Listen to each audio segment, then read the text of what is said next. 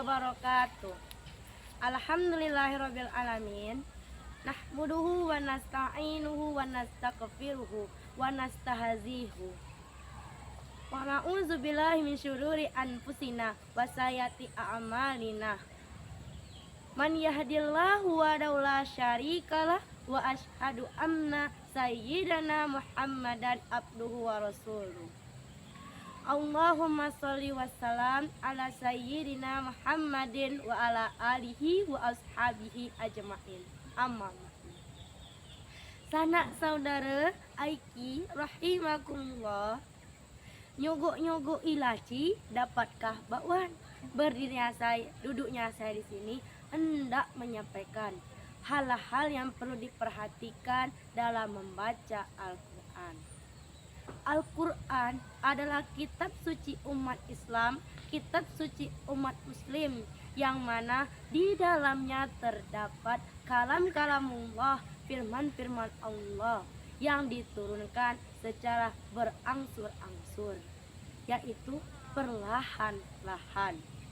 Allah Subhanahu wa Ta'ala menurunkan kitab suci Al-Quran melalui malaikat Jibril. Lalu malaikat Jibril mewahyukan kepada Rasulullah SAW. Lalu mengapa Allah Subhanahu wa Ta'ala menurunkan kitab suci Al-Quran? Apa fungsinya? Al-Quran berfungsi sebagai pedoman, petunjuk bagi umat muslim, bagi umat Islam dalam kehidupan sehari-hari. Oleh karena itu, untuk sanak saudara, marilah kita menjadikan Al-Quran sebagai pedoman dalam kehidupan sehari-hari. Sanak saudara rahimakumullah, ketika kita termotivasi membaca Al-Quran, tetapi ada sebagian di antara kita masih melalaikan membaca Al-Quran, padahal ada begitu banyak kebaikan yang terselubung di dalamnya. Tetapi pada saat bulan suci Ramadan, para umat Islam berbondong-bondong, berlomba-lomba membaca, melafazkan, bahkan menghafal kalam-kalamullah ini. Karena mengapa? Mereka mengetahui bahwa di dalamnya ada kebaikan yang tersimpan. Sanak saudara aki rahimakumullah, saat kita membaca kitab suci Al-Quran hanya dengan satu huruf bernilai dengan 10 kebaikan. Bayangkan, hanya satu huruf bernilai 10 kebaikan, apalagi yang membaca satu ayat full, satu surah full, bahkan kita menghabiskan, mengkhatamkan satu Al-Quran penuh. Masya Allah, satu huruf bernilai 10 kebaikan dikalikan beribu-ribu huruf dalam Al-Quran, sudah berapa banyak kebaikan yang kita dapatkan secara cuma-cuma. Allah Akbar. Sanak saudara aiki rahimakumullah, ketika kita semangatnya membaca Al-Quran, ada pula di antaranya hal-hal yang perlu kita perhatikan saat membacanya, saat melafazkan kalam-kalamullah ini. Di antaranya kita harus keadaan suci dari hadas besar, hadas kecil, baik badan kita maupun tempat kita. Lalu kita harus juga membaca isti'azah, yakni memohon perlindungan kepada Allah Subhanahu wa Ta'ala dari syaitan yang terkutuk, sebagaimana dalam Quran surat Al-An'am ayat 98. A'udzubillahi minasyaitonir rajim. Bismillahirrahmanirrahim. Fa idza qara'tal Qur'ana fasta'iz billahi minasyaitonir rajim. Dan maka apabila engkau Muhammad membaca Al-Quran, mohonlah perlindungan kepada Allah Subhanahu wa Ta'ala dari godaan syaitan yang tertutup. Oleh karena itu, hadirin, maka mengapa kita dianjurkan untuk membaca isti'azah a'udzubillahi minasyaitonirrajim ketika kita membaca Al-Quran.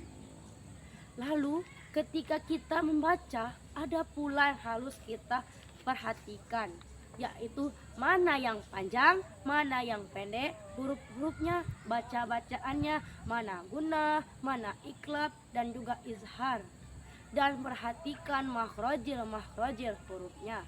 Jangan kalian membacanya sekali lewat, secepat kilat, dan secepat mata berkejap.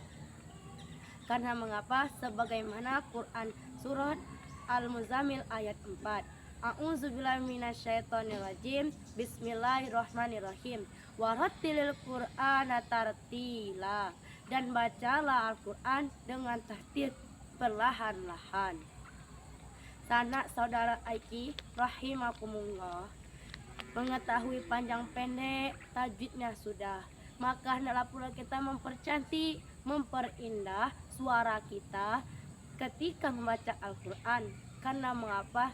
Terdapat dalam hadis Bismillahirrahmanirrahim, zayyinu aswatakum bil Quran. Maka hendaklah kalian mempercantik, memperindah suara-suara kalian ketika membaca Al-Quran.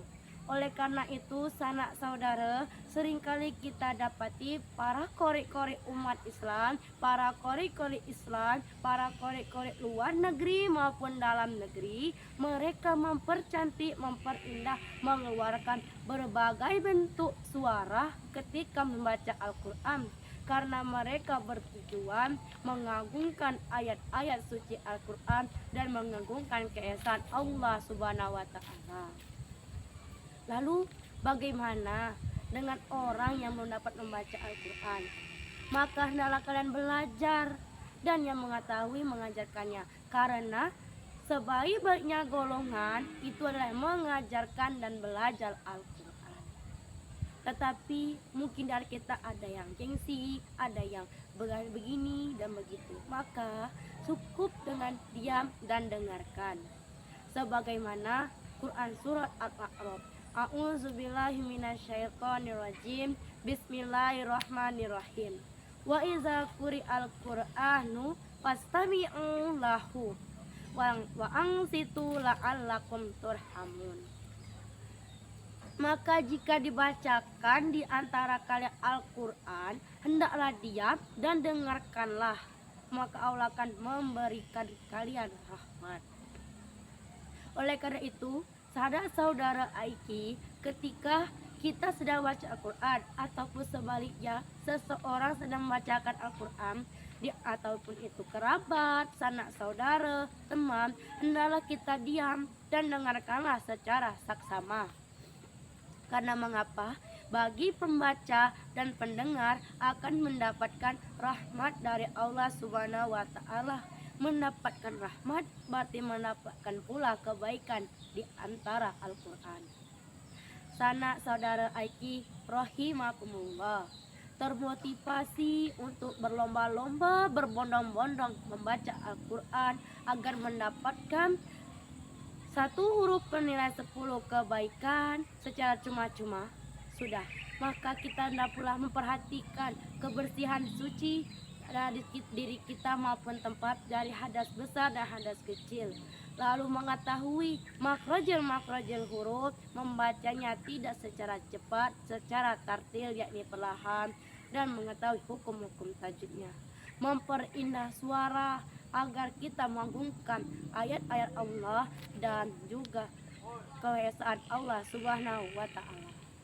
Dan juga hadirin sekalian, yang bagi yang belum dapat membaca Al-Quran, hendaklah kalian diam, dengarkan secara saksama, jangan membuat kebisingan.